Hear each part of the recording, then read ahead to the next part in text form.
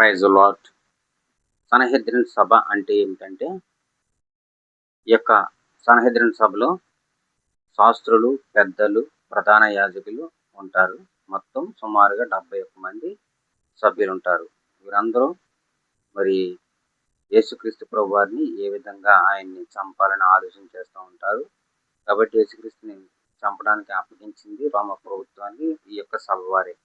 కాబట్టి మతపరమైన విషయాలు చర్చించడానికి, ధర్మశాస్త్రాన్ని పరిశీలించడానికి ఈ సభ ముఖ్యంగా పనిచేసేది.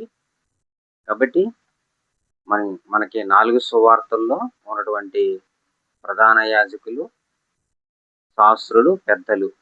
కాబట్టి ఆలోచన కుట్ర చేసి యేసుక్రీస్తుని ఏ విధంగా పట్టుకుందామని అబద్ధ సాక్ష్యాలు ఏర్పాటు చేసి యేసుక్రీస్తుని సిలువ మరణానికి అప్పగించడం జరుగుతుంది.